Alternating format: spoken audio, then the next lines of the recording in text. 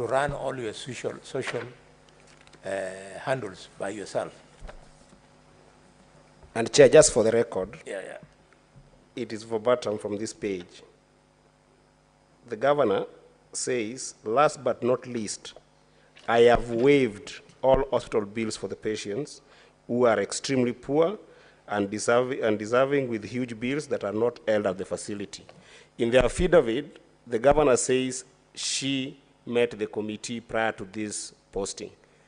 And under PFM Act 159, the powers of County Executive Committee member for finance to waive or vary tax, fees, or charges, the County Executive Committee member for finance may waive a county tax, fee, or charge imposed by the county government and its entities in accordance with criteria prescribed in regulations provided under here. If you read A, B, and C, which I'll leave it for the chair for the, and also the council of the governor, the criteria that is stated here, none of those are spoken to in the affidavit.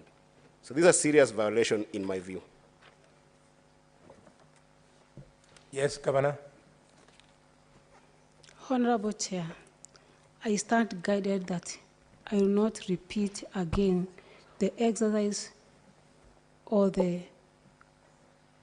allow my team to post on my behalf without first seeing what they are posting. Because the post, even if it's mine, Honorable Chair, there was a meeting before then where all these issues were discussed between myself and the board, and they gave me a list of people that they wished to waive and go home. Senator of Kiambu. Thank you very much, Chair. As a layman, not looking to assist the governor. I do understand all waivers in the county, and in most cases, are given by the CEC's finance. But you've seen governors put them in the newspaper, governor is waiving the rates. So when the governor is doing that, I believe it's the cabinet that is doing that. But to the governor, I know what is going through your mind, and especially when you're answering questions from the young lawyers from the assembly, as young as less than 30 years, and with a lot of humbleness and humility. So I just wanted to pick that point, that if this house was to save you, continue with that humbleness. But my question, I do understand when new governments are formed, government bodies and entities attend inductions where they are trained on how the government systems work, how to serve the people, even the definition of what a motion is, like the one that we are discussing here today. So did you attend an induction? Yes, Honorable Senator. You did. What about the MCAs? Are you aware whether they attended inductions? They attended induction, and they also invited me to the place. So we can say, despite what is happening, everybody is well trained. Yes.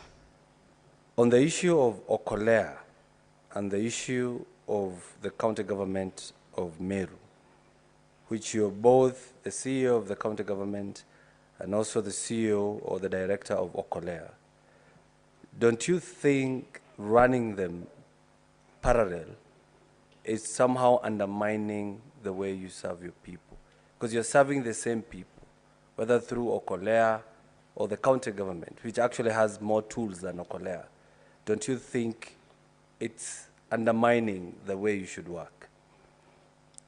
Honorable Senator, I always don't intend to run them in a parallel way.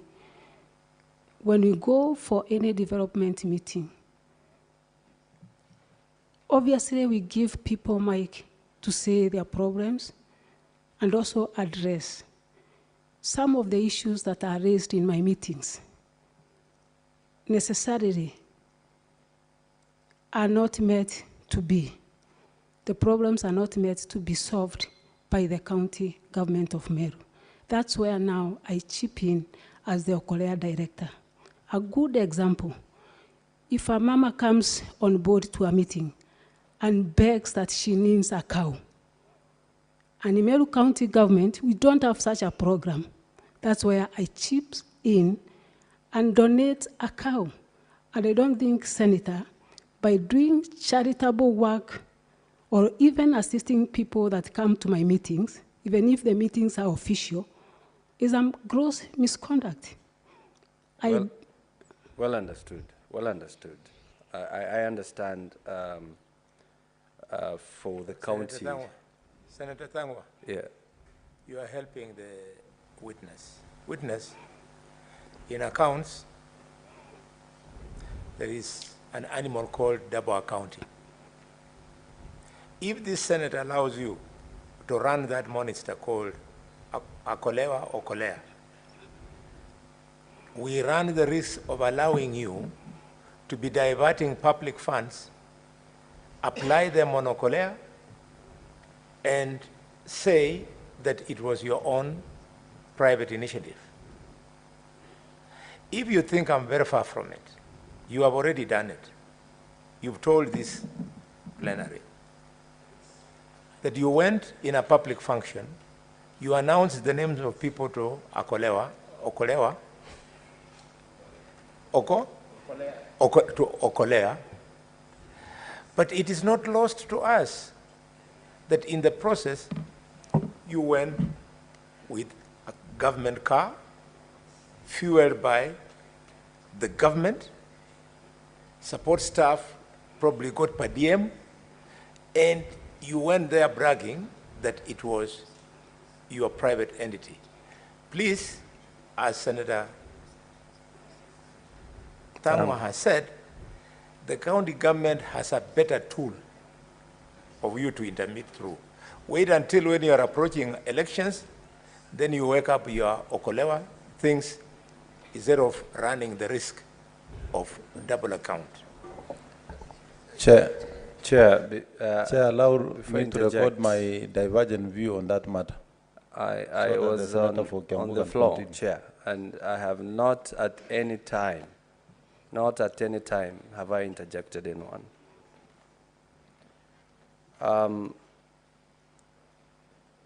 Your Excellency, Governor, if somebody said you're still in campaign mode, would they be wrong? Yes, Do you know the role of the MCA? yes, Okay, I won't ask you what are the roles, but do you at least know that they are not your employees? yes, And of course, do you know you cannot order around an MCA to either explain an issue, to either execute a mandate, or to either even sing or dance? yes. So from the videos that we saw, do you think that was right what you did to the honorable member, Mwenda? Honorable Mwenda Idhiri came to a meeting and the residents asked him to apologize. If you listen to the video clips, I'm the one pleading with the crowd that should I apologize on his behalf? They said no.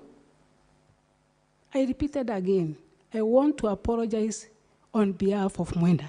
They said no. Okay. You said the issue is the ward fund, and it has really been mentioned here. And the way I understand, for us or for any county to have a ward fund, there must be a legal framework, which should either emanate from the county executive, but passed by the assembly, or emanate from the assembly, but still passed by the assembly. Now that you have said that's the only issue, what measures have you taken to at least try to show the goodwill that if at all this legal framework is there, we can just implement this ward fund? Honorable Senator, there is no legal framework that is there that I've seen in my office. What I made is an approved budget where the previous governor had allocated 10 million ward equalization fund. I went ahead, invited all the MCAs that we have 10 million that is allocated to every ward. Can you come on board so that we can go to the ground and identify the projects that are going to be implemented by the same 10 million? So it's only one MCA who came on board, and he is now at the ground doing what he's supposed to do by the law. Okay, so if the MCAs were to pass this ward fund, and of course it passes all the elements of being a good law, would you assent to it? Yes. Okay. As I conclude, Chair, you have been accused of working with others in place of MCAs. I did not get that. So working with others in place of MCAs, does that mean you have a different assembly that would pass laws for your side and you don't do that with the MCAs who are elected by the people? Honorable Senator, unless the accuser is trying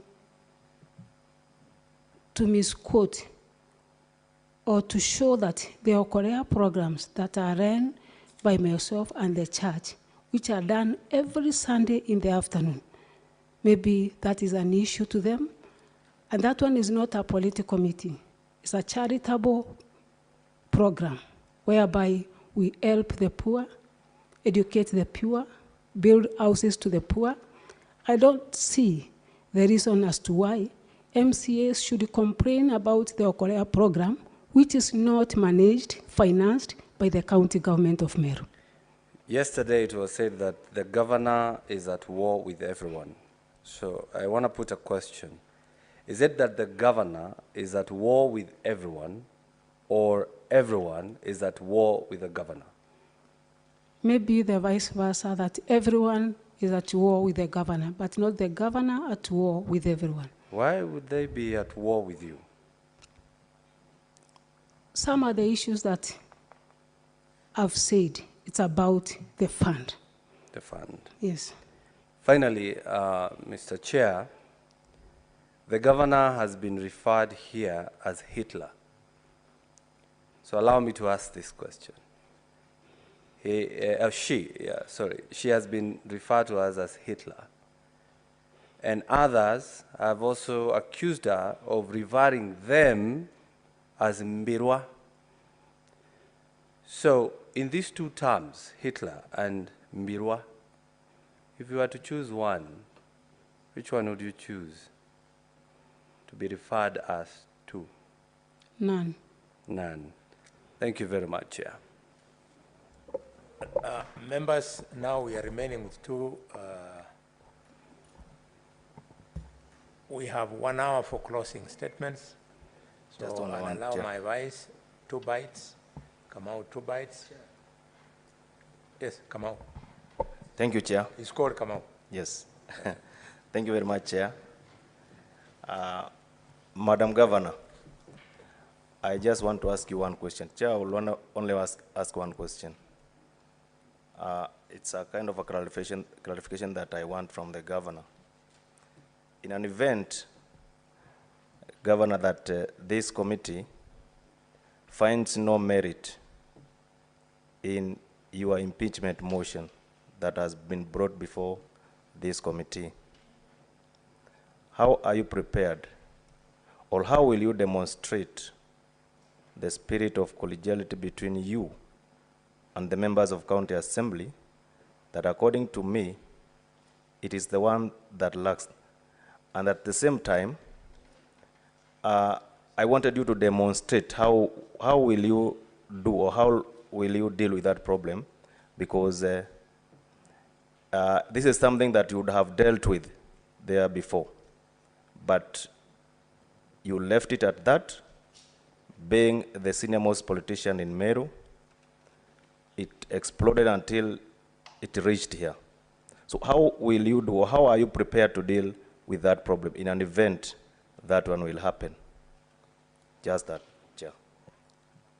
Yes, Governor. Thank you, Honorable Senator. Thank you, Chair.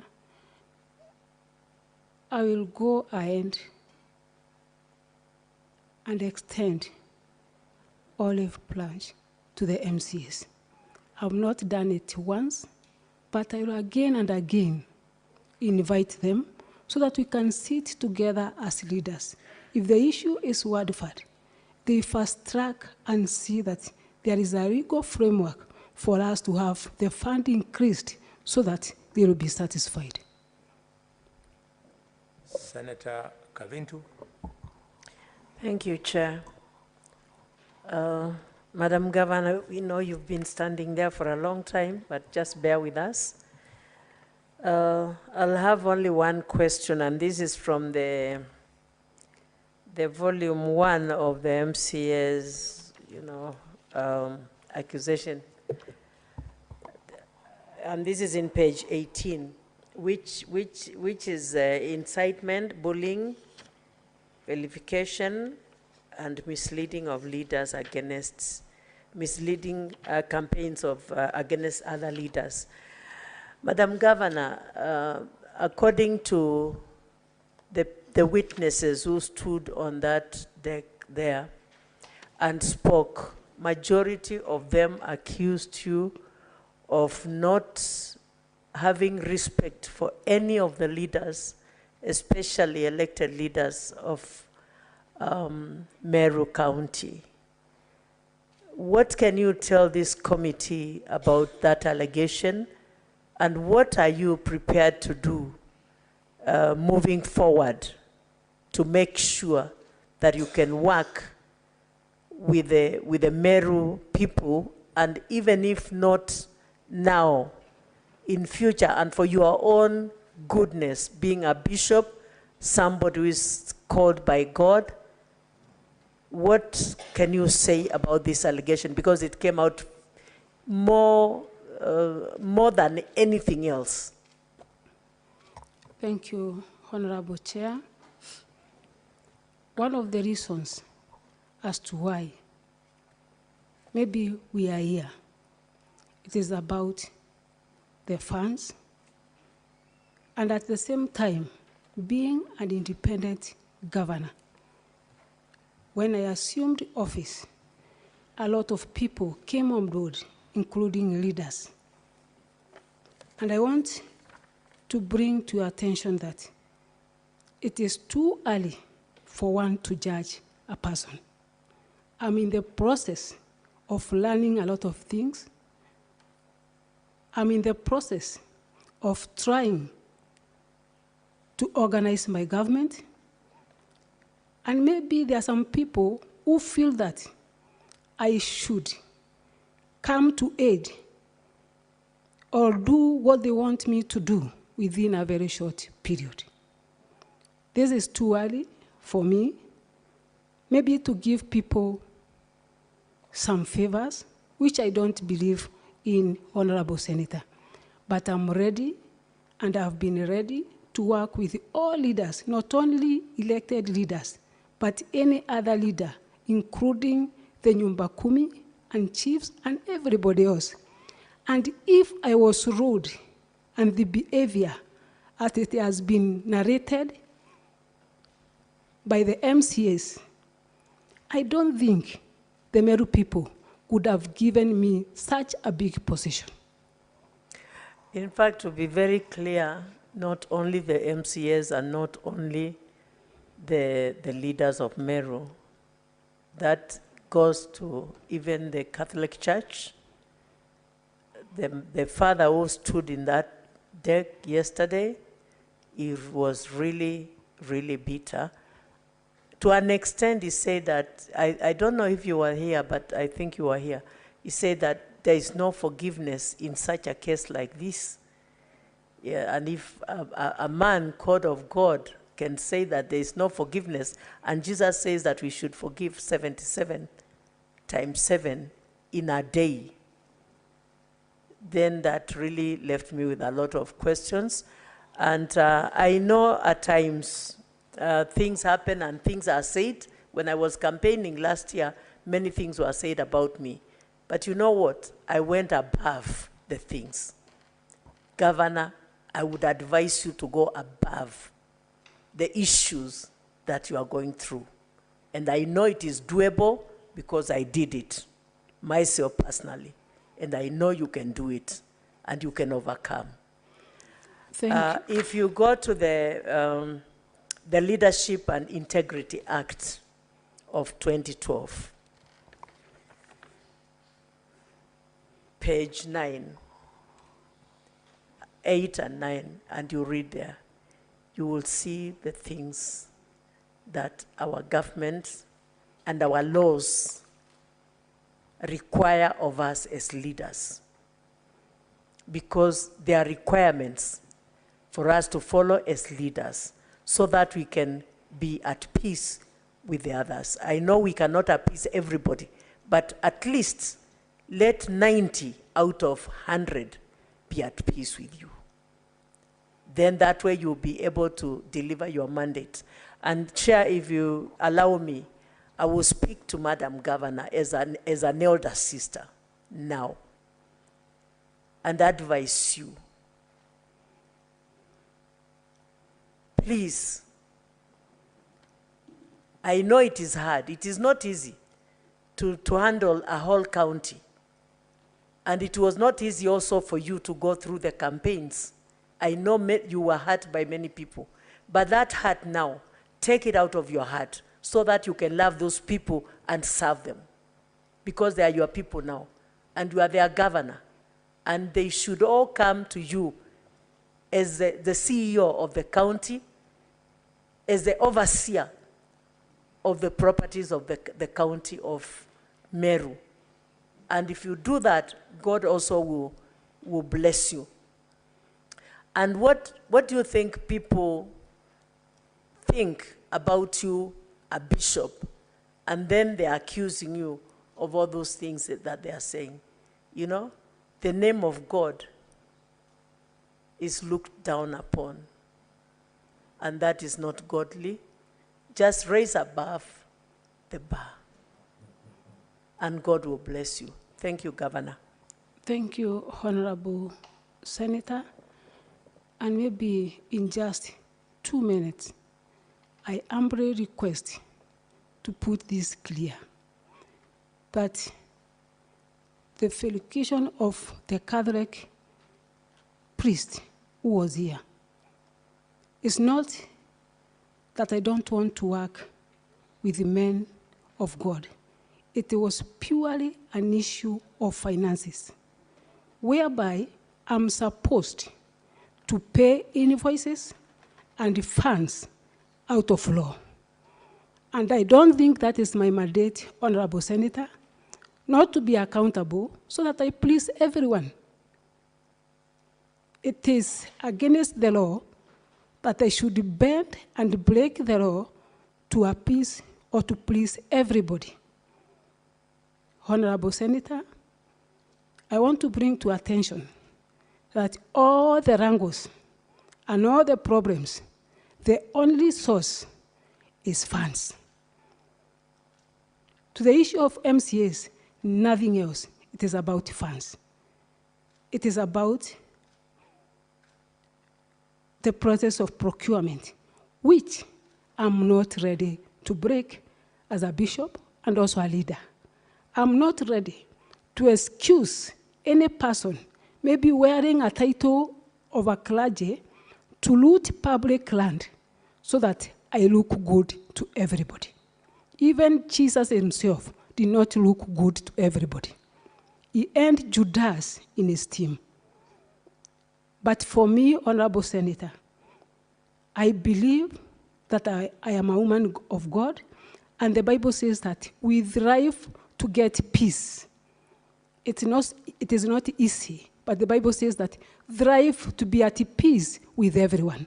I have done so, but I'm not ready to break the law so that I will look good to people. Thank you, Honorable Senator.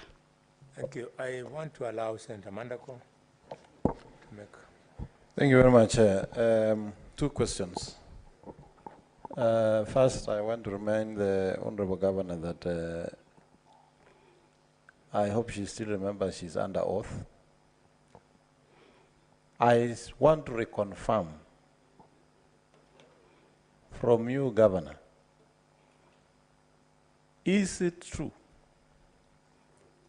that the contracts of the directors that we discussed had expired? Are they still earning a salary? Two, would you be okay if this committee seeks further information on that, including getting the whole IPPD payroll here for analysis to just confirm that those directors are not earning? Honorable Senator, Governor? I want to confirm that the post that has been advertised, as much as I know, from the Public Service Board are vacant. In the previous regime, we had people taken from other departments to do jobs which were not meant to be done by them. By the time I came on board, they were taken back to their departments. That's why, up to now, I don't have a protocol director. I don't have a monitoring and evaluation director. So many offices are vacant. And that's why I sought advice from Public Service Board. If at all they can assist me to get my office running. I was advised that the previous regime and the contracts which has now expired. And that's why maybe the Public Service Board advertised the positions.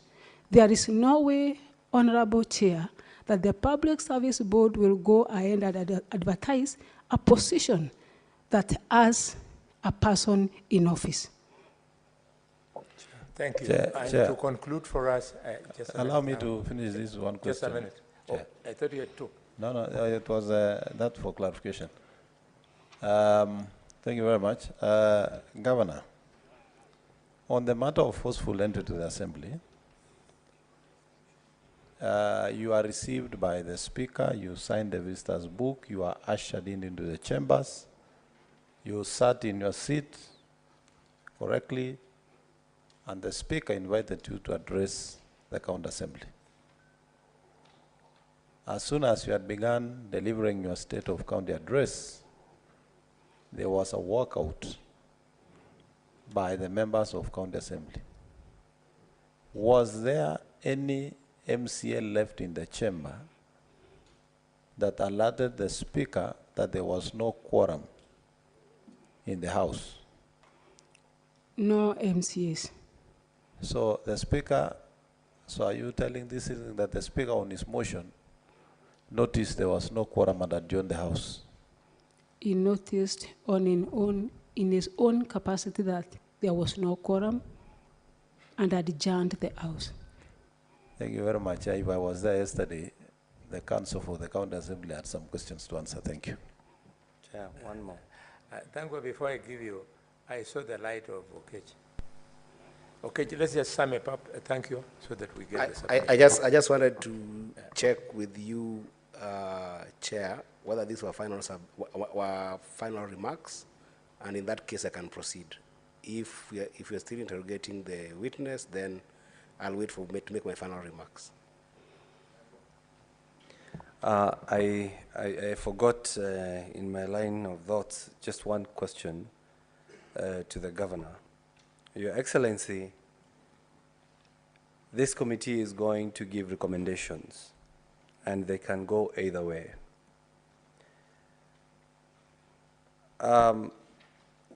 What if, I want to hear your thoughts, because I said here yesterday, I think it was yesterday or in the morning, that from what I have seen here, the problem is more egocentric than constitutional crisis in the county. What if this county, this Senate, was to propose that the president invokes Article 192 of the Constitution that says the president can dissolve a county government if a commission of inquiry has been formed to investigate. But if this committee was, the Senate was to propose that, because it seems that nobody wants to work with the other, what would be your comment? Thank you, Honorable Senator. I think, to me, it would be unfair to me because it is barely 3 months that I've been in the office. It is good to give some issues time. There's a saying that says, time heals. Maybe we are in the process of, or we are in the teething problem, whereby the governor and the MCAs, because during my campaigns, I was doing it all alone. I've never had a chance to mingle with the MCAs, not any one of them. We just met after elections. And I thought it was good for us, at least to have time together, work together, and see if these problems will be healed by time, if not mediation. But from my side, I'm ready. And I have been doing so from the word go, trying to bring them on board, including appealing to the President of the Republic of Kenya to try and unite us. That shows the willingness to work with them. Thank you, Honorable Senator. Chair, One minute, members. Let me ask my 2 questions, then we shall make a decision on how to use time. We need to sort out some issues so that I can contribute during report writing. 1, the County Assembly has filed a document, and on page 59, the County Assembly has attached a letter from the Ethics and Anti-Corruption Commission. I would like you to clarify whether you have ever appeared before EACC to respond to charges. The EACC wrote to me after a letter. Have you appeared to EACC? No. No. Yes. Thank you very much. Number 2, it is all not about what fund, because one of our witnesses, I think it was Lucy, from the, Lucy or Eunice? From the, Lucy. Lucy told her that your interpersonal skills are so bad that you don't recognize nominated MCAs. You tell them women who won their seats through the blanket. Can you, under the blanket, can you speak to this evidence so that we know how to treat it? The evidence, Honorable Chair, is null and void. I have never, to any MCA, that she was given a chance under the blanket.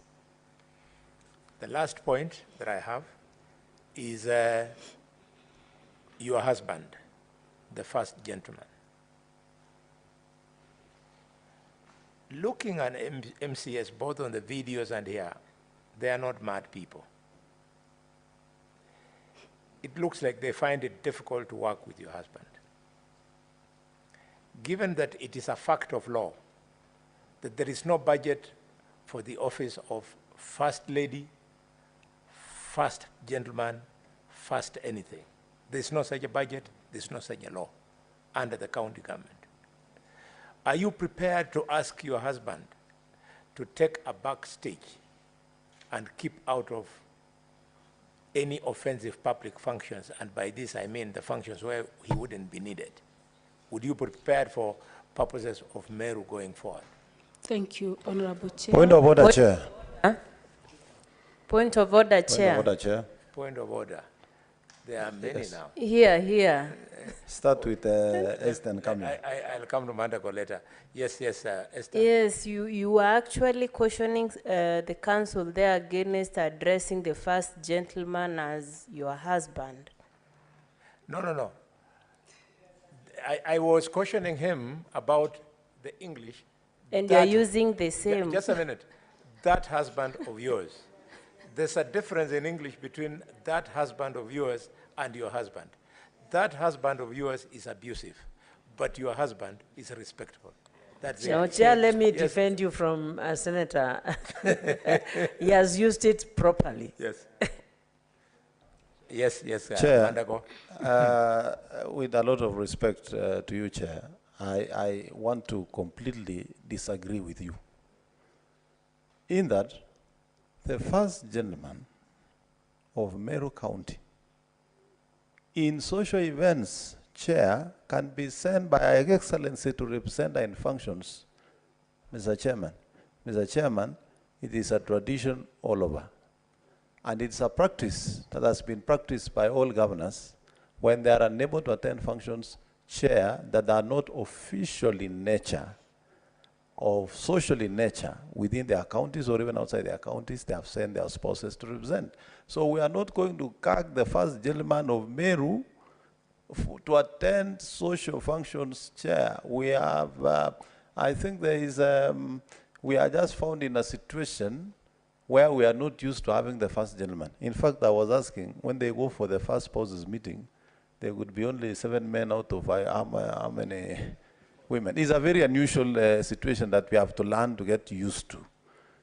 However, what we don't expect is the first gentleman to get involved in the running of the affairs of the county government of Meru. 2, Chair, I'd also asked for a point of order earlier, and you asked me to wait on the Okolea program.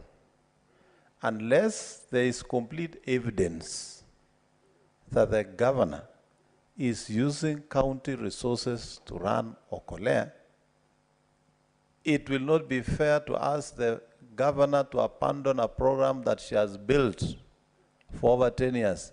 Chair, you are aware that leaders run their personal foundations, not necessarily for official work they are doing, Chair, but to address other societal social issues that cannot be addressed using public resources, unless there is completely evidence that Okolea is being run by public funds. It would, in my considered opinion, it would not be fair to ask the governor to abandon a program she has started and run for 10 years. And for 10 years, she was not the governor of Meru and the program was running. So I think we have to get evidence that Okolea is using county resources for us to really ask the governor to abandon that kind of program. Point of order, Very well. so I that when think, you rule, let me handle this point of order. you can rule for I both. think you have a point of order. Yes. Okay. Yeah, my point of order, Chair, is about the timing, because you're at midnight, and the timing that you had given, or the direction, is that we'll go for recess or some break, then we come back for the final submissions. It's already midnight, and if we continue like this, then we'll stay up to morning. Please, I seek your indulgence. Thank you. That is for you, with your intelligence. Members, we try to be reasonable when we are in session. I was very specific that could the Senate, the governor, clarify whether the first gentleman, your husband, who appears to offend quite a number of people, specifically MCAs, could step back from public functions, the official functions. In the many years I've been in public service, I have never seen the First Lady address an official function of government. Not Jamhuri Day, not Mashujaa Day, nothing. But social issues, including matters of religion, you can go on with it. The videos I've seen, your husband is very conspicuous. Not in a bad way, but he likes his music. He's like me. I'm very conspicuous with my bulls. So that's how people are. So is it possible that we step back? Governor Mandako, as far as my advice on the Okolewa is concerned, I wanted you to learn from Governor Kreitu, a man we respect a lot. He's a senior counsel. He knows the law. You saw when he wanted to continue with those kind of activities, he regularized. Tuaweza? It's called Tuaweza? Yeah. He regularized it. And the lawyers are here will tell you, by allowing the CEC to make a resolution it made, it regularized it so that this could be able to be above board in terms of spending on it. So if Okolewa must go on, you should see a way of either divorcing it completely or regularizing by asking your county executive committee to take a position on it so that we don't break the law. I can hear members wanting to contribute. One Yes, more Mwaruma. thing I forgot, Chair. 1 minute. Mwaruma? Mwaruma, you have something. I'll come to you, Tobiko. Mwaruma, I saw you talking. No, I have said, I had talked about the timing. Okay. That we need to reduce on Okay. what we are doing so that we can go for a break. Okay. And come back for the final submissions. Okay. Otherwise, we'd spend the whole night here. Tobiko? Yeah, Chair, my two supplementary questions, and I'm not going to add anything. One, Governor KAWIRA, do you have a technical team of advisors? Yes, I have a Because legal this advisor. looks like there are too many goofs in the short term you have been there. I have advisors. Two, State their names and what they advise you on. I have a legal advisor by the name Adero, political advisor by the name George Mungania, and economic advisor by the name Kiambi. two, notwithstanding the fact that you're popularly elected, do you really have the capacity to bring Meru together? Do you have the capacity to lead Meru? Thank you. Yes, Honorable Senator, I have the capacity to lead Meru, and not only capacity, but extra capacity, because of the grace by God, the spiritual anointing added to the political will makes it big. And just give us time, Meru will be the best county among the 47 counties of Kenya. Yes, Mandako? Yes, Chair. Let me ask the governor. In her last statement, she said she has done everything possible to try and bring the leaders of Meru together, including asking the president. Madam Governor, the president was in your county. You deliberately skipped to attend that function. Is it true, really, what you are telling us? Thank you, Honorable Senator. Some issues I will not discuss in this place, given the sense that the one I may discuss I'm not mandated, but I did not skip the meeting just for the sake of doing it. There was communication, and I don't want to lay it to this House.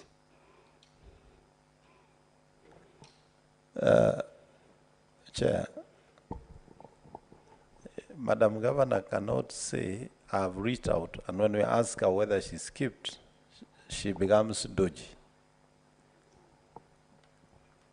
Madam Governor, if you read again the County Government Act and the functions of the various organs, the senior-most leader in the county is the governor. And by law, the governor can ask for a meeting of all the leaders to discuss. Are you telling this sitting that you explored all those options so that by the time you are here, all options of mediating or trying to mitigate these matters had been exhausted? And if that is so, because the decision of this committee will go either way, we can agree with the county assembly or not agree with them. Would you be comfortable, you as the senior most leader of Meru, if the decision of this committee is to agree with the impeachment and Meru County has to go to election 3 months after general election? Thank you, Honorable Senator. May I say that I am able to bring all leaders together. But you've seen from the videos that have been played here, the MCAs insisting in their music that it's Kaende, Kaende. There is no way I could have convinced them. We sit down, they said, unless they bring their governor to Senate. That is the only time we shall sit down and talk. And that's why you saw them in the video, singing that they will not stop. And they will not accept anyone to talk to them unless they take their governor to Senate. And because maybe they have fulfilled their desires, they will accept, we sit down and talk.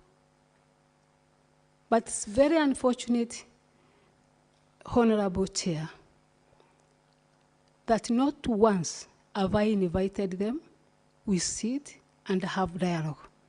I don't know, and I don't want to put it, but maybe there are some influences which I don't want to allege, that some people somewhere maybe have been sponsoring the MCAs with some reasons best known to them. But because we have reached at this level, let us give it some more time. Very well. Madam Governor, I would like you to take what Senator Mandako has said very seriously. Everything is based on the Constitution. And this Constitution anticipates the following, that the county government of Meru can go on without you. Yes. The same Constitution does not anticipate the county government of Meru going on without MCS. Yes. So you must go all out of your way, I don't know how this committee will decide, and find a way of working with MCS. Because they can go on without you, you cannot go on without them. What do I mean? This impeachment can decide to send you away, and a new governor will come into office. And the MCAs will be in office. On the flip side, for the MCAs to go away, they can only go away under 192 with you through suspension of the government. After 90 days, you go into election, and that's the end of you. So you need them more than they need you in terms of survival. So should this committee so decide, you have to bend your way backwards. And I think, don't listen to me, the only person who have spoken to your heart here is Senator Kavintu. Become friends with her. Point of order, Chair. Yes. On your last statement, let me also go on record to differ with you that the MCAs also need the governor of Meru as much as the governor of Meru needs the MCAs. You can buy time, Chair, and remain for 5 years, but I can assure you they will not be re-elected. And if they want to learn a lesson, they can visit Makueni County. Okay, so Governor, I would now like to congratulate you and thank you for your patience. there are many who came on my page and attacked me that you have allowed the governor to take the podium and she's going to destroy herself. She's going to destroy the evidence because she's a very temperamental person. I started panicking because I didn't want us to spoil this beautiful process that we have achieved. You've come out very well. You've maintained your composure. You've been able to respond to all questions. We thank you. I thank the other parties, especially the governor, for the way you have guided her. And I want to thank the county assembly for the respect that we have maintained, because I thought this was going to be a very hot session. Thank you so much for all this respect. This is now 15 minutes past 12.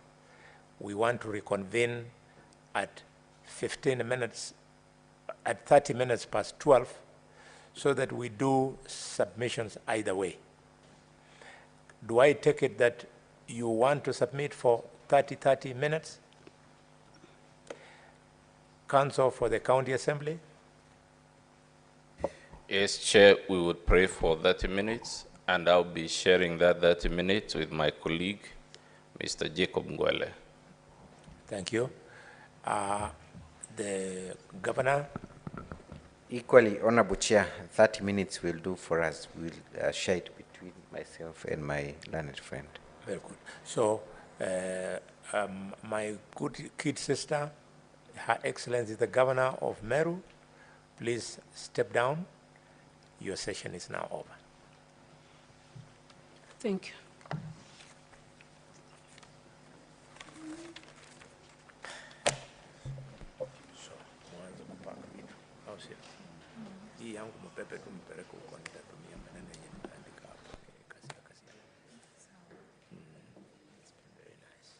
So, members will withdraw to the lounge a little bit for 15 minutes.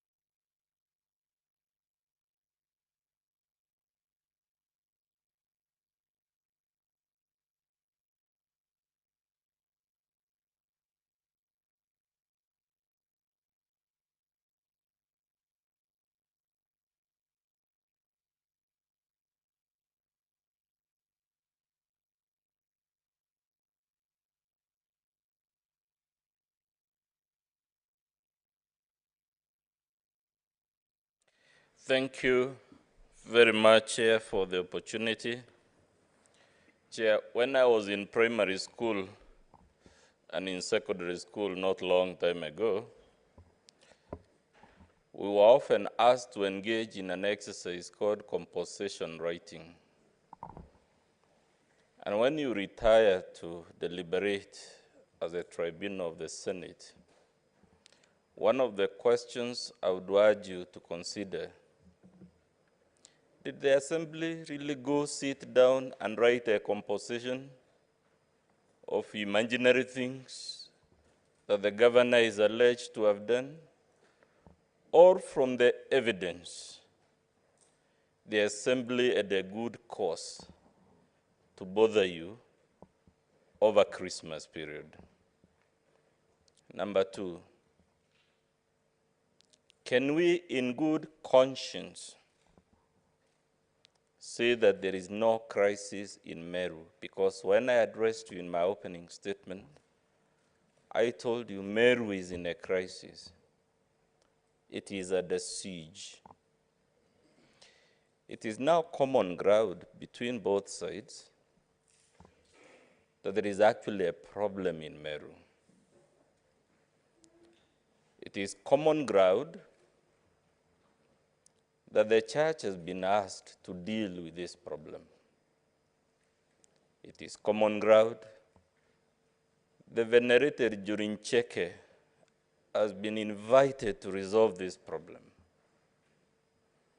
it is common ground. Even the President of the Republic has been requested to deal with the problem. Our submission, therefore, is that it cannot in good conscience be concluded or argued that the Assembly was trifling with you when it brought the case that it brought before you. If we agree there is a problem in Meru and it must be resolved one way or another, the solution we have asked you, Chair, to provide is a solution provided by our Article 181 of our Constitution. The consequences that ensue in the event you agree with the Assembly are spelled out in Article 182 of our Constitution. And in short, the consequence is that the Deputy Governor assumes over as the Governor of Meru, and he nominates a new Deputy Governor. Luckily, Chair, and this is why I salute the makers of our Constitution, the Deputy Governor was on the ballot box. So we shouldn't be too worried whether you're moving too far away from the choice of the people. There is a reason I now realize why our Constitution requires presidents and governors to have a running mate, and why it says if the solution we're asking you to give Meru is allowed, it is the Deputy Governor. This should allay your fears, Chair, that there is some hidden hand pushing this process so that it can benefit, because it must be taken that the deputy is a comrade of the governor. Chair, we urge you to ask yourself, by law, because this is not often mentioned, we must mention it, by law, Chair,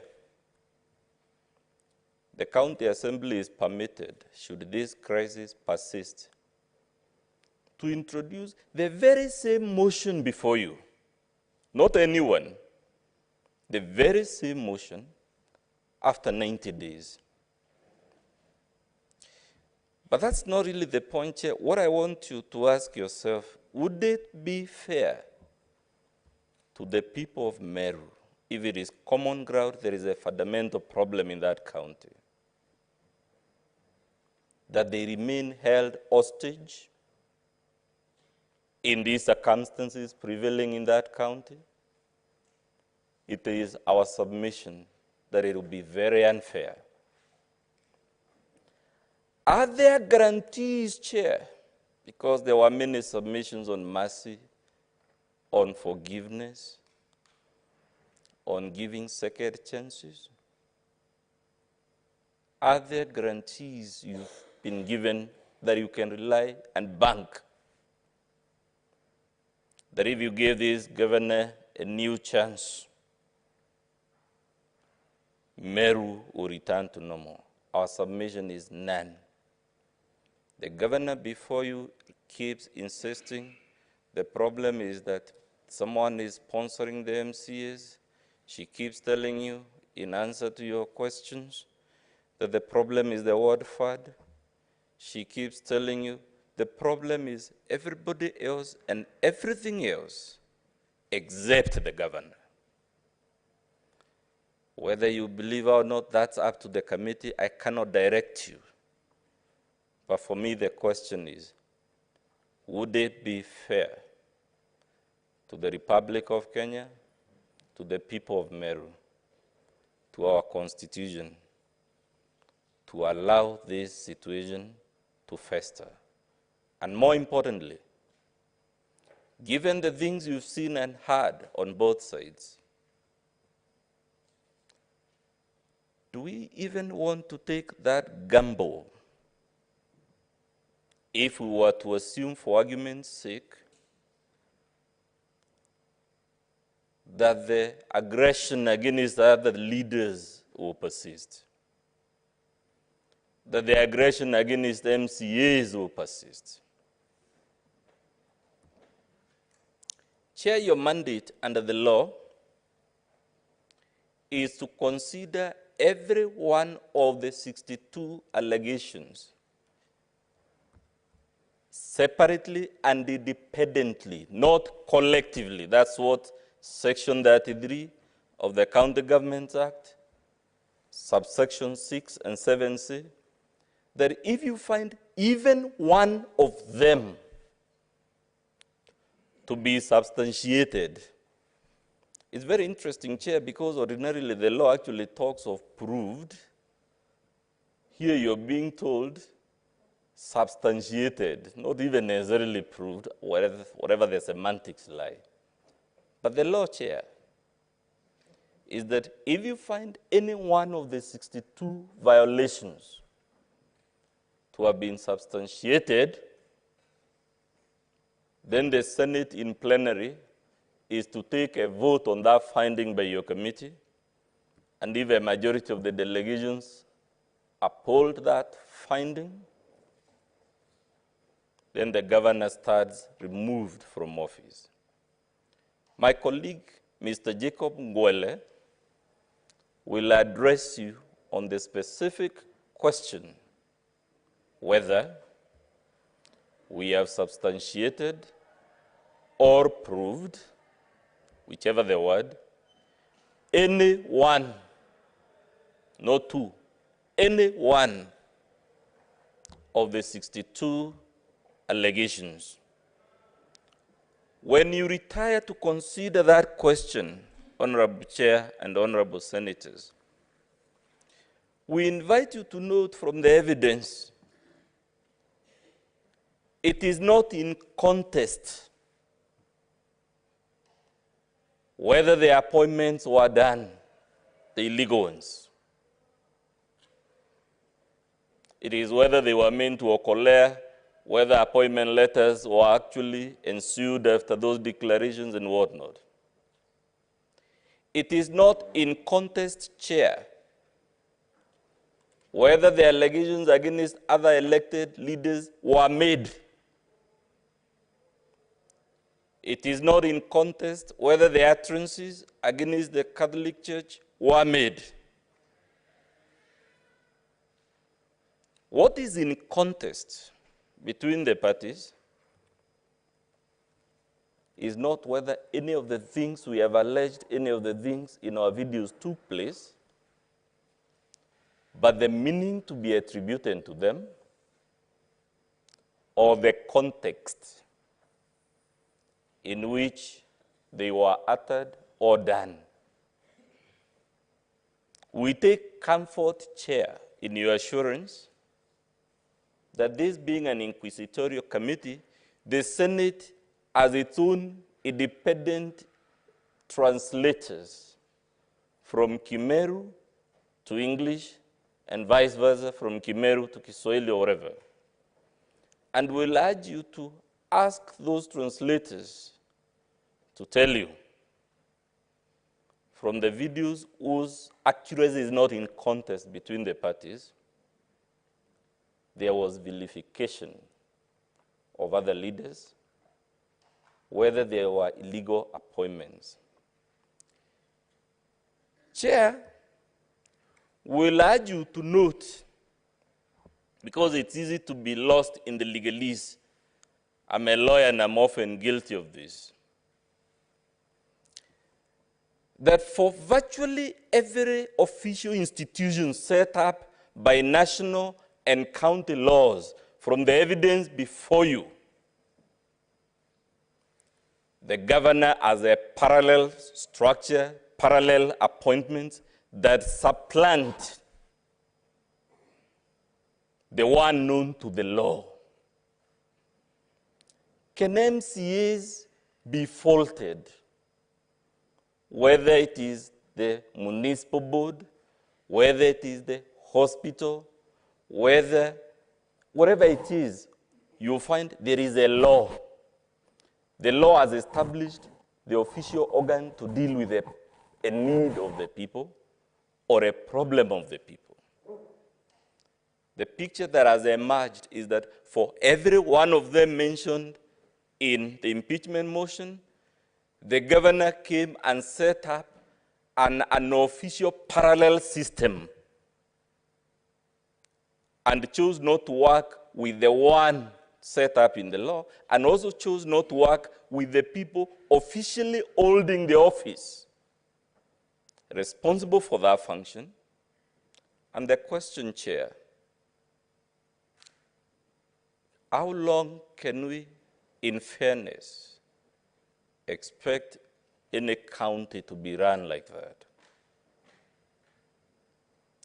Lastly, because my colleague will address you on the evidence, the county assembly gave the governor notice, 7 good days. She tells you, and it's up to you to give it whatever weight you want, that she was advised.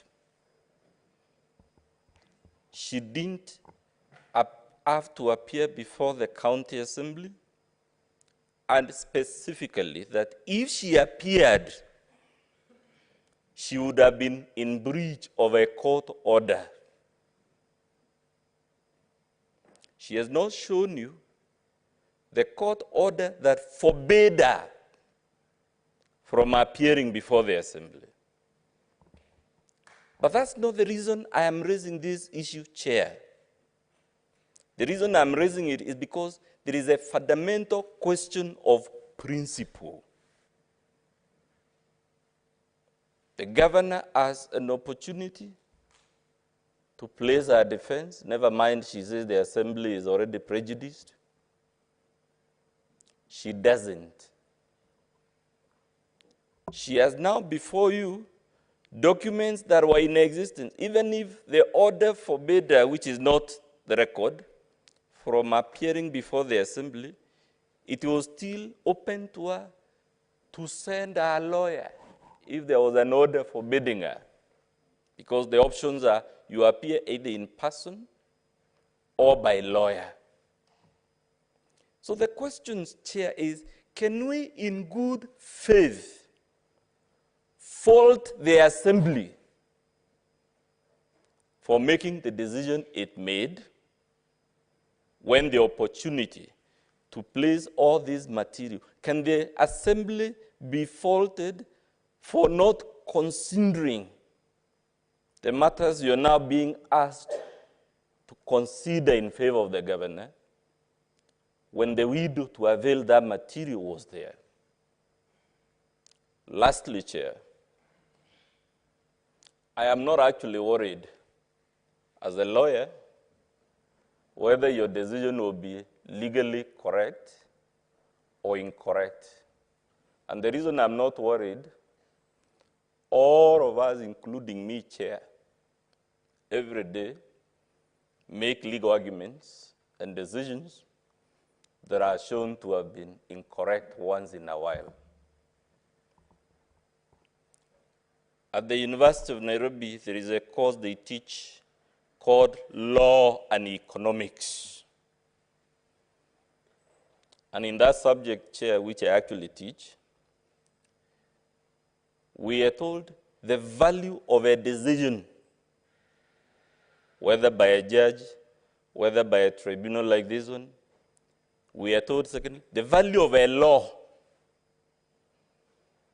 whether it's the Constitution, whatever law, Chair, is not what it says or doesn't say. So the value of your decision is not what you will say or you won't say.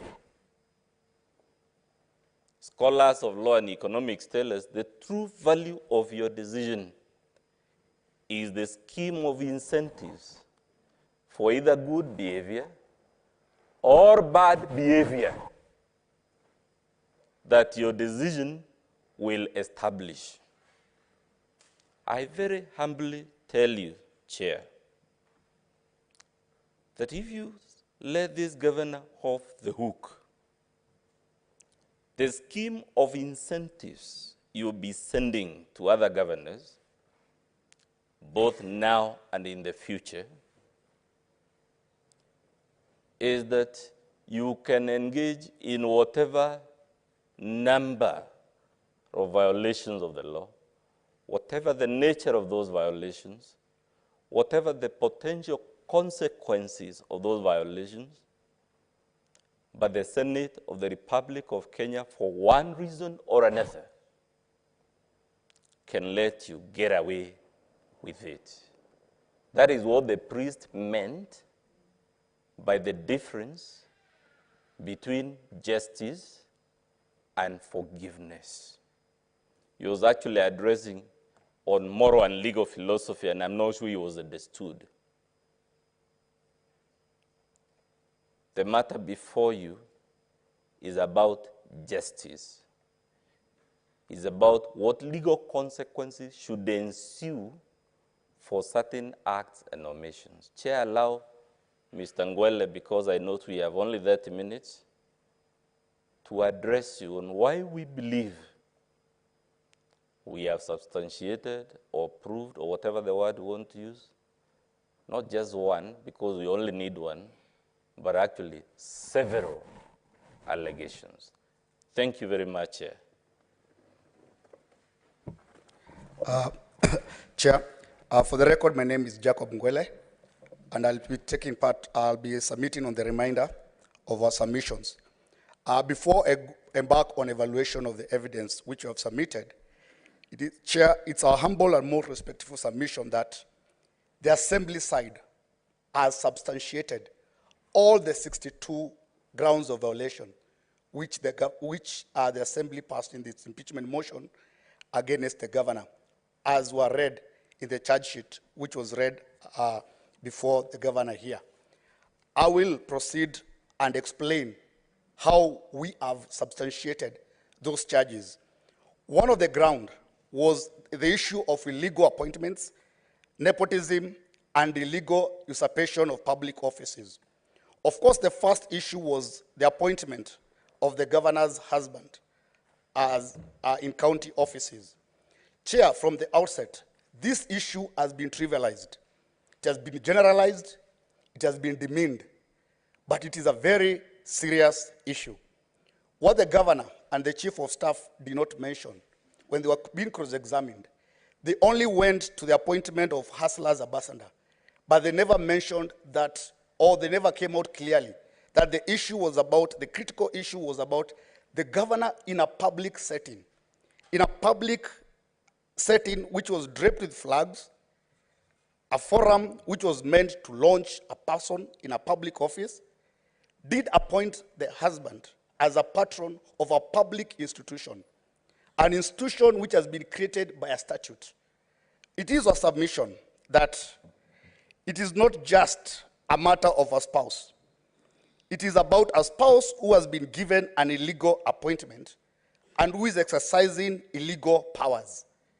You are not appointed a patron of a public institution to be an ambassador of it. You are appointed a patron to exert influence, to exert policy directions on that particular institution. And for that reason, we submit that this issue has been proved, and the issue about the role of the spouses, we need to debunk that particular issue and argue that, as it was raised here, spouses are not appointed in critical public positions.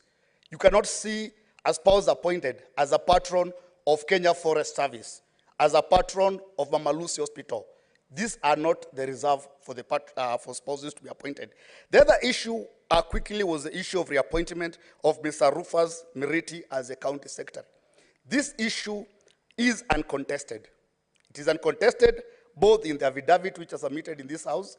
It is uncontested both in the oral evidence and also the oral evidence of both Mr. Harrison and the governor herself. It is not contested.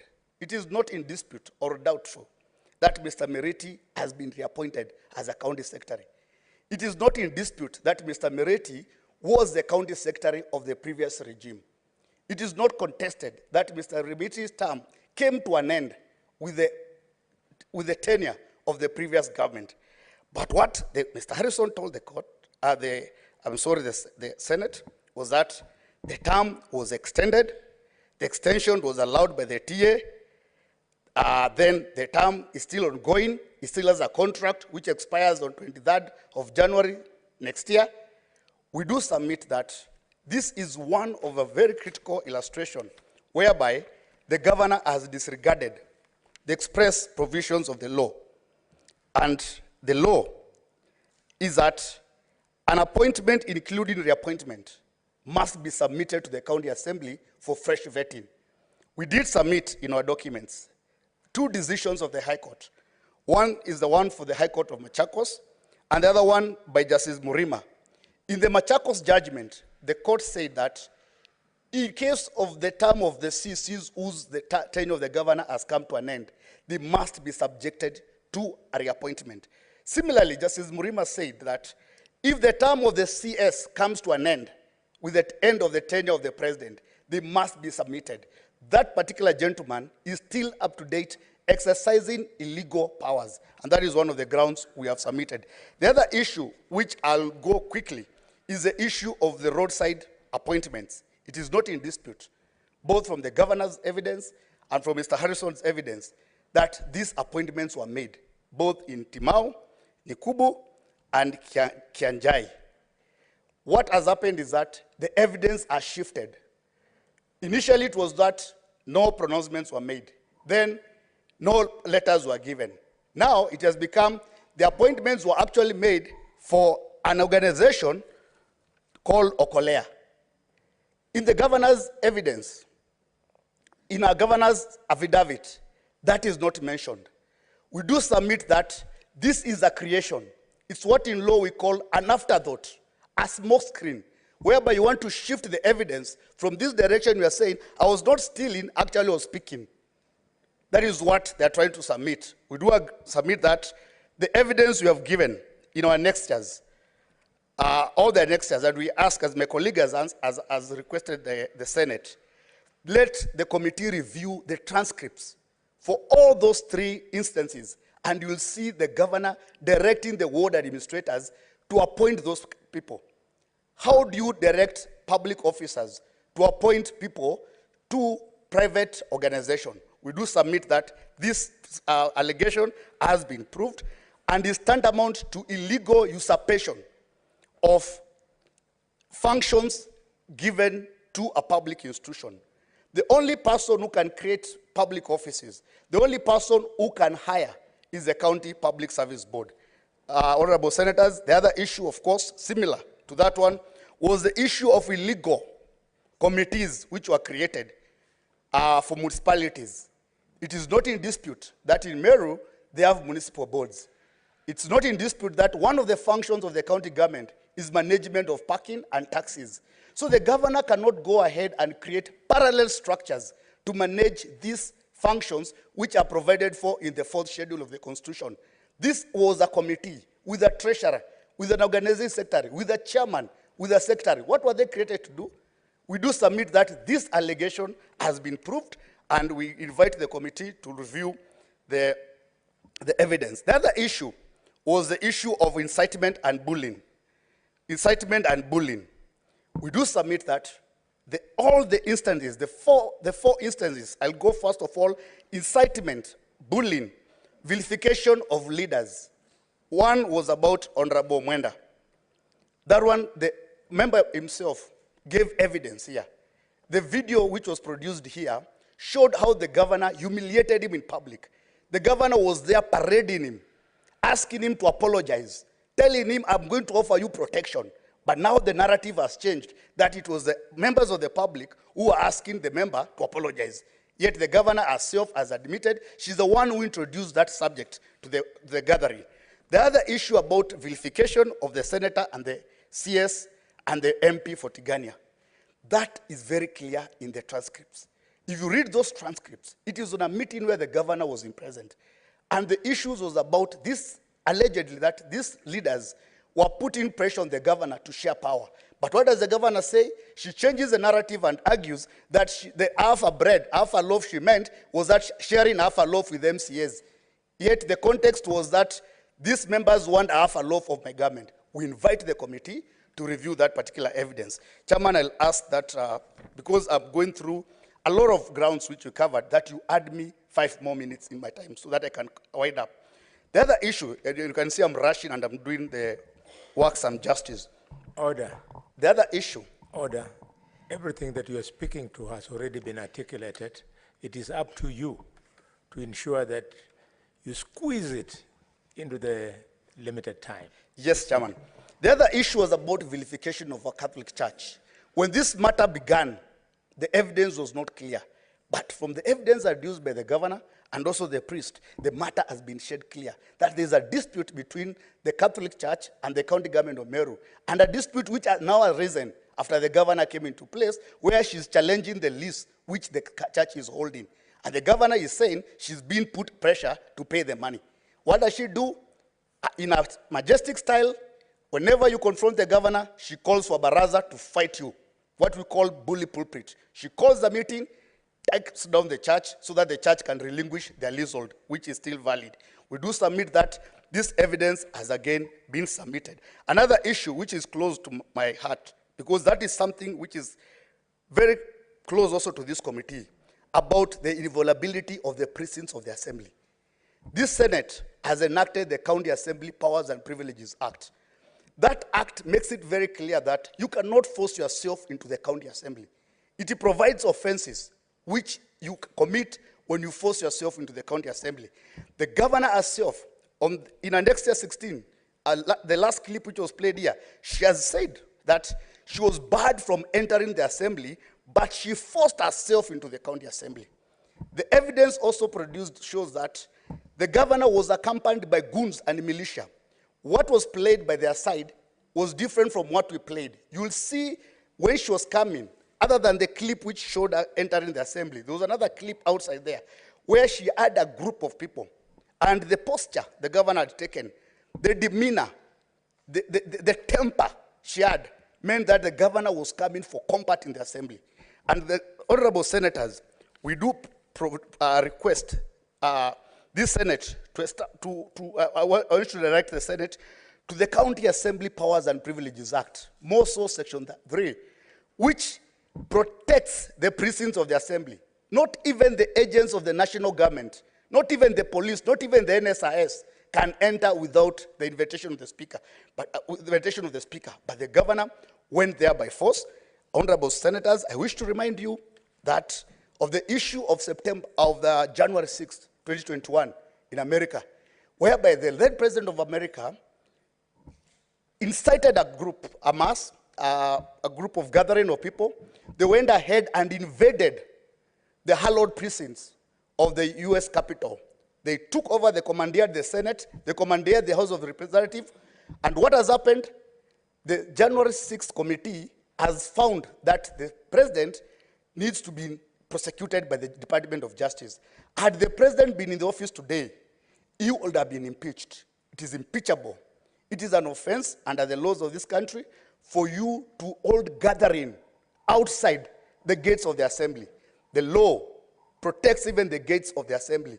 The law provides even the gates of this Senate. You cannot come and hold a baraza outside the gates of this Senate.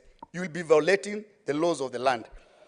My last 2 issues is the issue about violation of the Public Finance Management Act. We do submit that this allegation has been proved. The governor has not contested that she made those utterances. What she has done, she has shifted the narrative. She has shifted the story that she was being requested. Yet when you review the evidence, you will see that in that particular meeting, the governor made 4 remarks. One, she said she wants to establish wellness center. The other one, she wants the CCs and chief officers who are going to be recruited to be doctors. Those are policy pronouncements she was making. Thirdly, she went ahead and gave waivers. Waivers, under the provisions of the Public Finance Management Act, is a preserve of the CC finance. The governor cannot give waivers. Meru has a legislation.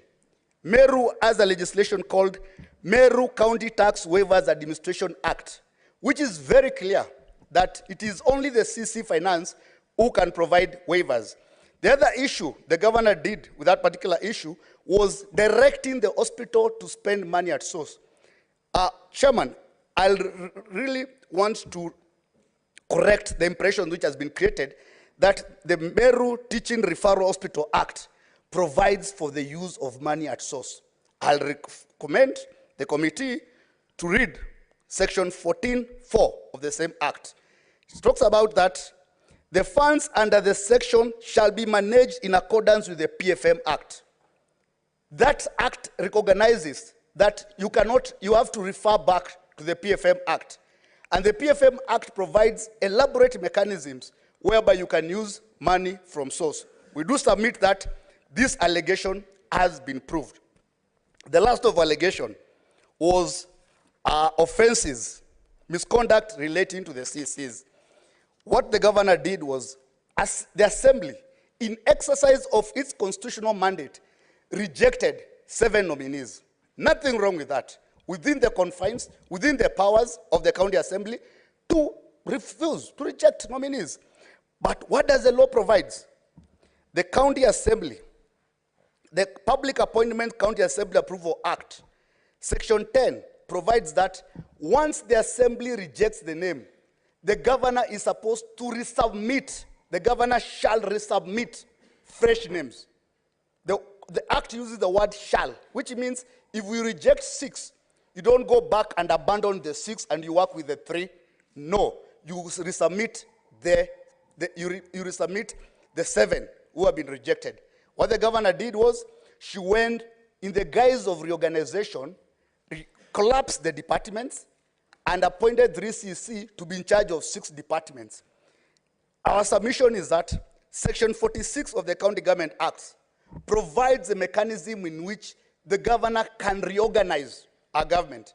It's not the work of the governor, it is the county executive committee which can reorganize the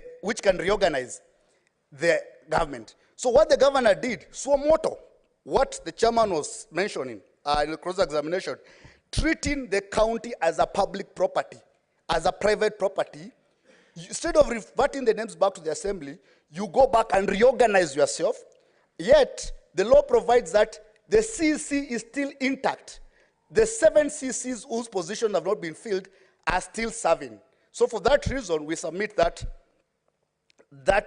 all allegations of misconduct have been submitted. And for that reason, we ask this Senate to recommend, this committee, to recommend to the Senate that the Assembly has substantiated, has proved all the 64 allegations in view of Article 181 of the Constitution. The last point is a question has come about here. A question has arisen even when the governor was on the podium about this time is too short, it's too early, it's too early. My colleague had asked, does the Constitution of Kenya provide temporary impunity? Within 100 days of being in office, you can break all the laws of the land. In UK, Liz Truss, who had been appointed popularly by the party, she was thrown out by her fellow MPs after 44 days in office. Irresponsible actions, maybe that is what they were saying, not my actions, compelled the same party, the members of the House of Commons, to push her out within 44 days. In our Constitution, we don't have a time frame. You can be impeached even the following day. Okay. With those few remarks, Honorable Senators, I submit and I thank the committee for giving us the opportunity. And we also thank, on behalf of our team, maybe on behalf of my lead counsel, we thank on our side, because this is the last time we're taking the podium, we thank the chairman, the Honorable Senators for the time they have taken to working until 1 a.m. It's not a mean feat. The Secretariat, and even for the other side, for the work we have done. And for that reason, we thank you very much and wish you all the best and Happy New Year. Thank you. You have done 36 minutes. County Governors Council, you have 30 minutes. Thank you, Chair, for the opportunity and the members of the committee. I will have the 30 minutes shared between myself and my learned friend, Mr. Mwangi. Very recently, honorable members, I had the opportunity to appear before the Supreme Court together with my learned friend, Dr. Muthomi Thiankolu, representing a mutual client on a presidential election petition. And Dr. Muthomi Thiankolu described the petition seeking to overturn the election as shock and awe, because it was hot hair based on too much hullabaloo. I am sad today to use the same words against Dr. Muthomi, because we do find the notice of impeachment to be exactly that, shock and awe. In that we have... Chair, you can't use the word against me. There is no case by me before the Senate. The case belongs to the County Assembly.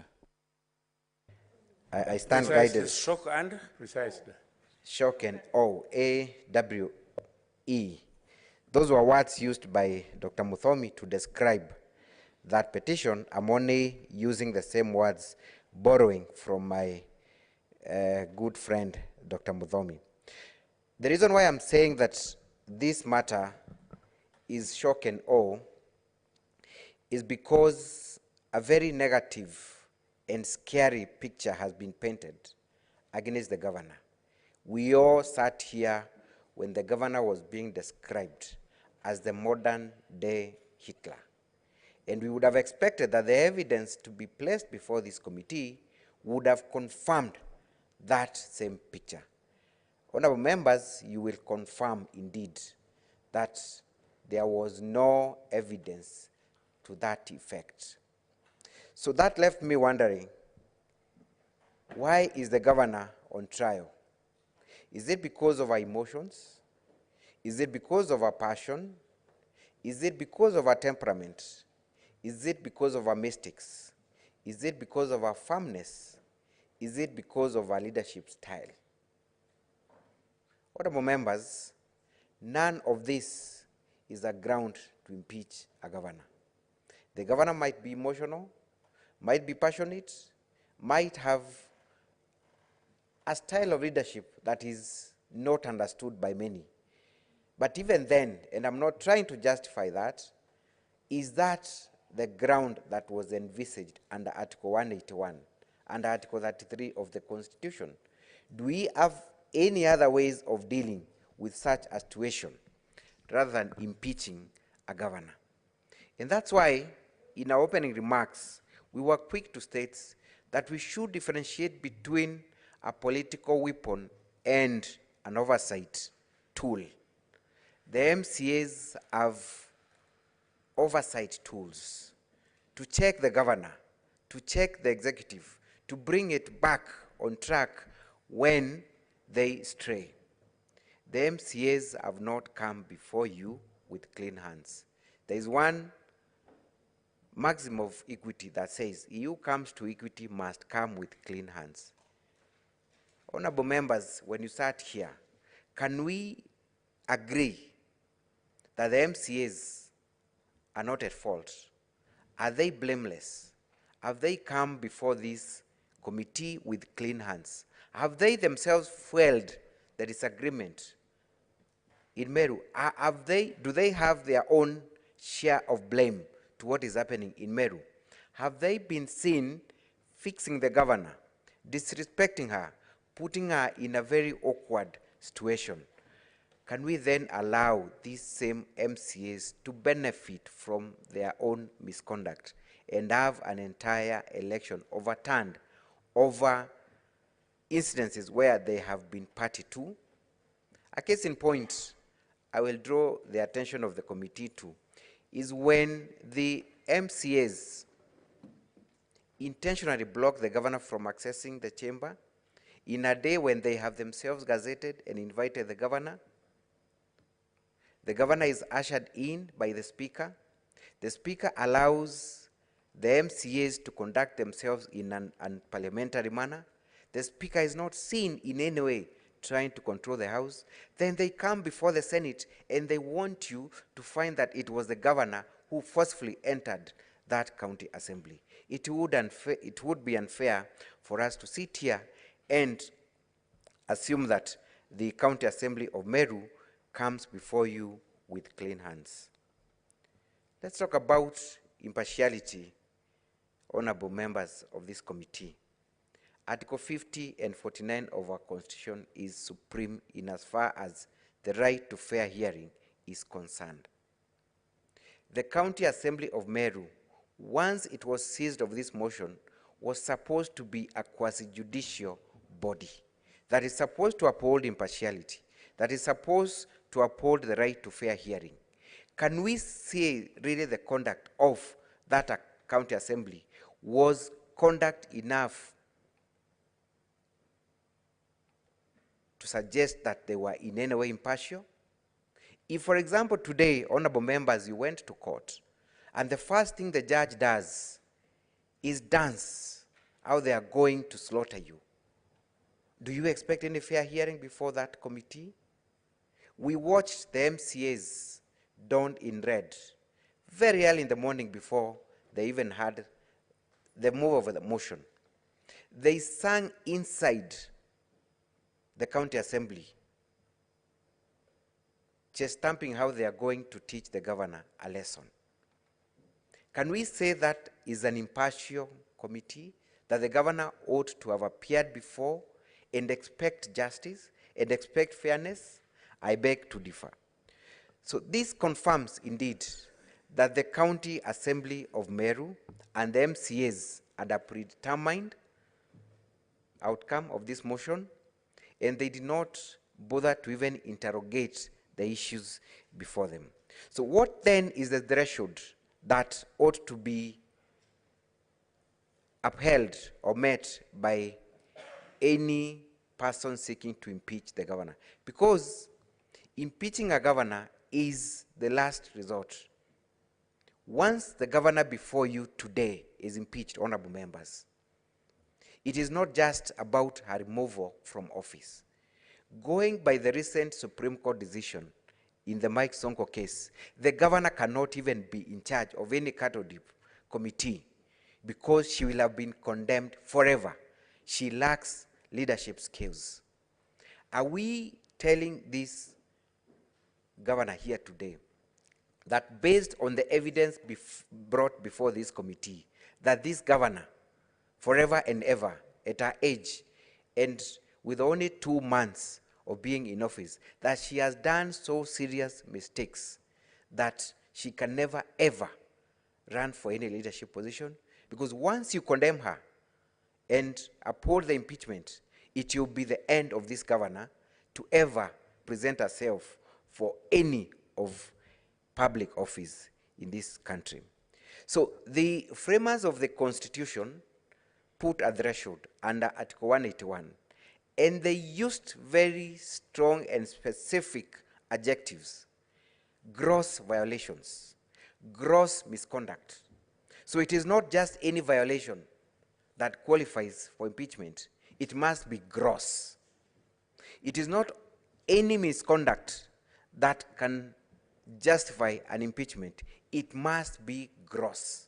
So the question that the committee ought to ask itself when you retire to prepare your report is that, has there been any gross misconduct, any gross violation? Gross is the highest standard of misconduct or violation. It must be very clear. You cannot be looking for this kind of misconduct. It must be very glaring and very conspicuous. I want to submit that there has been no demonstration of gross violation, gross misconduct. So even if the committee was to be tempted to find that there is misconduct or violation, does that become gross? Does the evidence before this committee support the grossness of that misconduct or violation? In criminal liability, lawyers speak about 2 ingredients that confirm criminal liability. One is what is called mens rea. Mens rea is a state of mind that the person accused of criminal liability must have the state of mind, must have intended to commit a particular crime. But then, criminal liability alone is not proved by a state of mind. The person who conceives the commission of a crime must go ahead and commit the crime. That is what is called actus reus. So those two combined then form an offense. So with only the state of mind, without the action itself, you cannot be held criminally liable. Most of the accusations against the governor are in respect of utterances that have not even been actioned. So even if the committee was to find that the governor has, or rather is guilty of these utterances, were any of those utterances ever actioned to justify criminal liability? I have not seen any action that has been taken by the governor that can justify that liability. Honorable members, if there were any appointments to any office, there would be an instrument of appointment. If there was any misappropriation of funds, there would be evidence of money lost. If there was any intention to benefit the first gentleman, there would be evidence to that effect. Can we then find the governor guilty because of mens rea minus actus reus? The intention without the action. There is no action to accompany that intention, if indeed there was any intention in the first place. The Court of Appeal in the Martin Nyaga Wambora case, which was, I believe, the ever first impeachment motion to go through all the stages, the Supreme Court and the Court of Appeal had an opportunity to interrogate. Counsel, you have 10 minutes. Thank you, Honorable Chair. So the question that the Court of Appeal sought to give guidance on is what amounts to gross violation as envisaged under Article 181. And they said that the allegations must be serious, substantial, and weighty. So that not any allegation would qualify under Article 181. There must be a nexus between what the governor is alleged to have done and a particular violation of the Constitution or any written law. So then you would expect that of any of the 62 allegations, the County Assembly would pin and compare this action is in violation of this particular law. Have we seen that? We have not seen that. For example, you have been told that the governor has appointed the first gentleman to a public office. One, we must see the public office to which this first gentleman has been appointed to. That would be a violation. So we have not seen that nexus. Honorable members, because of time, allow me look at the issue of public participation. And this is an issue that I really want the committee and beseech you to really spend time on, scrutinizing all the memoranda that have been presented before you. If you carefully go through all those memoranda, you will inevitably find that they were done by one person or a group of persons, so that to the extent that you have similar spelling mistake and typographical errors in almost all those memoranda. If then there is that attempt, you can see the desperation to justify that the people of Meru really wanted the governor to be out of office. Burden of proof. It was incumbent upon the County Assembly of Meru to prove their case, to support gross misconduct, to support gross violation. It was not upon the governor to prove our innocence. And that's why your own rules provide for a situation even where the governor is given a right not even to appear before the committee. You would not then just pass a resolution to uphold without interrogating whether the County Assembly has met or discharged the burden of proof. So it is not enough for the County Assembly to accuse the governor of not having tendered evidence. to prove her innocence. It works the other way around. It is for them to prove her guilt, because the governor is presumed innocent until proven guilt. I want to yield to my learned friend to address you on one or two issues before sitting down. But then before I do that, you have heard the governor herself plead with this committee that she has tried to make amends, that she had tried to reach out to other leaders, that maybe it was an issue of misunderstanding between her and the other leaders, that the issue at hand is ward fund. And the MCAs came here and denied that fact. But the evidence we brought confirmed that indeed that is the genesis of this problem. She promises that once there is a legal mechanism of dealing with that issue, then there will be no problem. Honorable members, I beseech you to give the people of Meru a chance to experience their choice. If then there is a mistake done, we should be able to judge her with concrete evidence, not based on emotions and utterances. Thank you very much, Honorable Chair and members. Thank you. Council, you have 6 minutes. Thank you, Chairman, Honorable Chairman. This committee is an investigative committee, and it has a responsibility and guidelines on how to achieve that responsibility. I would not refer this committee to the law. It is sufficiently informed with good experts in the law, but this is a motion under Article 181 and Section 133. This committee is supposed to determine whether the motion before the County Assembly has been substantiated, meaning the allegations availed at the County Assembly and debated, were they supported by cogent and probative evidence so as to be seen to have been proved beyond reasonable doubt. Those charges must meet a certain threshold, which Mr. Mutuma has alluded to, and I refer this committee to Civil Appeal number 21 of 2014. It's a Court of Appeal decision delivered sitting in Nyeri, and I'm not going to analyze that decision for the sake of time. But my Lord, Honorable Chairman, in that decision, the court sets the threshold for determining gross violations of the Constitution and gross misconduct. Gross violations of the Constitution, according to that decision, and it analyzes many other decisions from the Commonwealth, it must be such a gross violation of the Constitution that it makes it impossible for the other constitutional organs in the county or in the country to be unable to function because those provisions of the Constitution have been violated.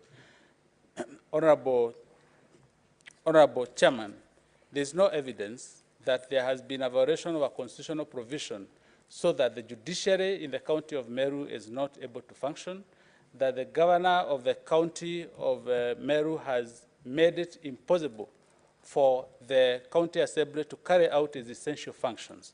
And I ask this committee to look at the evidence that is availed. On the matter of evidence, the book of Proverbs, chapter 18, verse 17, says that the first person to speak appears truthful until the opponent stands to cross-examine. I do not want to analyze the entire evidence, but look at the Hansard and the cross-examination. The evidence that was availed in support of the charge, even on verification, for instance, by Mr. Mweda Inviri, he said he was being asked to apologize on the things he did not know. On cross-examination, and I asked him, you are saying to the governor, some things are true, others are not true. He admitted that there were actually things that had led to the two leaders getting to that position together with the public. Honorable Committee, when the issue of the church arose and the the father came to testify, he said he's not here on matters of the church or verification of the church.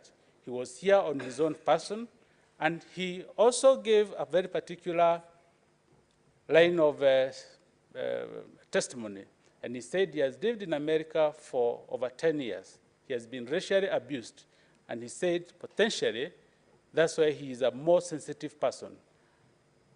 Honorable Chairman, that is a very important testimony coming from a witness, and this committee should look at that evidence from that prism of this is not a usual person or a usual citizen for purposes of testifying on the issues that were before, that is a charge before this committee. On the issue of mismanagement of finances, again, the mover of the motion admitted that the county has not lost any money and the governor has not spent any money, contrary to any provision or framework of management of finances in the county. This was an admission by the mover of the motion themselves.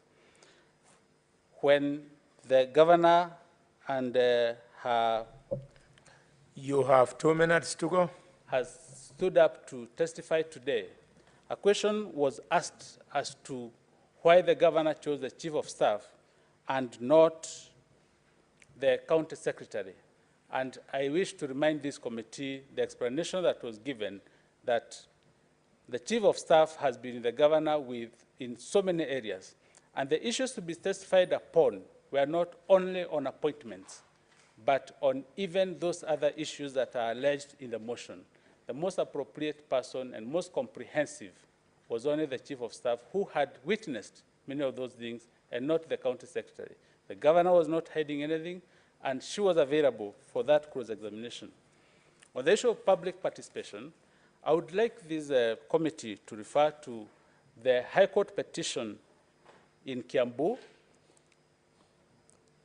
petition number 54 consolidated with petition number 52 and 41. And in that decision, the court indicates that in assessing the threshold for public participation, we look at the issue at hand and what level of public participation ought to have been conducted. This is an issue where at the opening address, we were told this is a governor who cannot be tamed, and she's a result, an undesirable result of an election process. So it became clear at the opening address that the intention of the MCAs were to overturn an undesirable election result.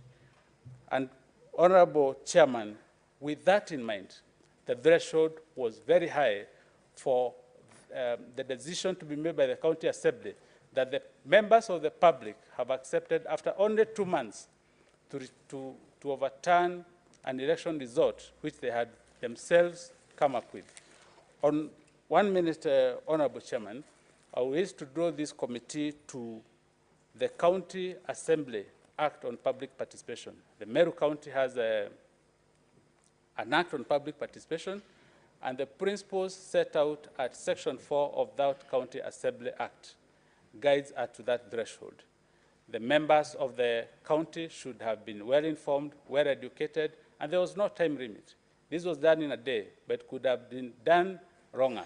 There's nothing that limited the members who moved the motion from going all the corners of the county and having more lengthy time to fulfill the principles in Section 4 of that County Assembly Act.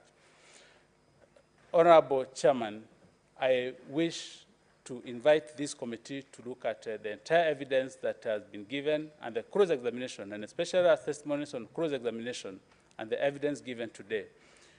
This afternoon, the governor has indicated she is willing to work with anyone. She has tried to bring the county together, and she has not given up.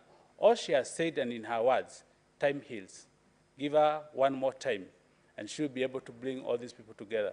But also remind the county assembly that they also need to move the county forward within the framework of the law. If there is any transgression or a violation of the law, the governor has indicated she has not had any deliberate intentions in violating any law. She's apologetic. She has also received wisdom from this committee, especially from the persons who have served previously as governors. And she has, in her words, said she stands directed. Honorable Chairman and Honorable Committee, we humbly pray for you to find that this motion is not substantiated and it's important that the county assembly and the county government of Meru County is given a chance to run that county and afford services to the people. On the issues of the CCs, the governor said she has reorganized, but she's awaiting to... Order, Council. Yes.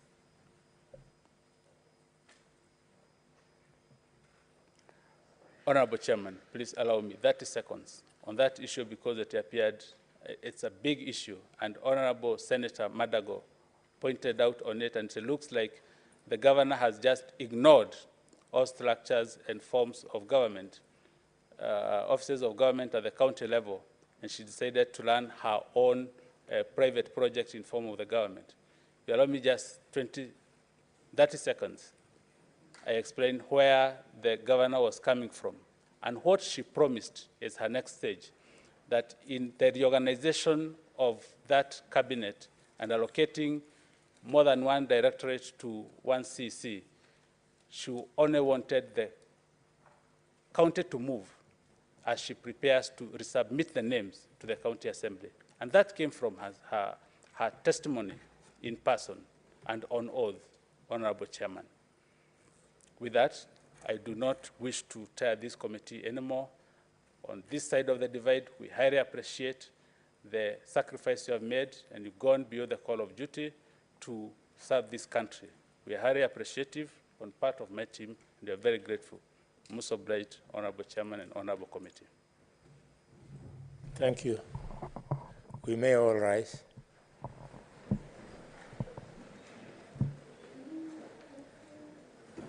The proceedings of this hearing by the Special Committee of the Senate has now come to an end. It has been a great pleasure for the last 10 days, the last 8 days, to work with you. It has been very exciting that once again we are testing our new constitution, and it works. I must remain forever grateful to Council Mutuma and Co. on behalf of the team of the governor. Grateful to Dr. Mudhomi, Tiangulu, and Co. on behalf of the County Assembly. I'm very grateful to the governor for the cooperation that he has demonstrated. I'm very grateful to all of you, either directly or indirectly, you have contributed to this success. And I want to thank my colleagues, members of the Senate, for the lead that you have taken, the guidance that you have given, the advice that you have given. History is indeed made.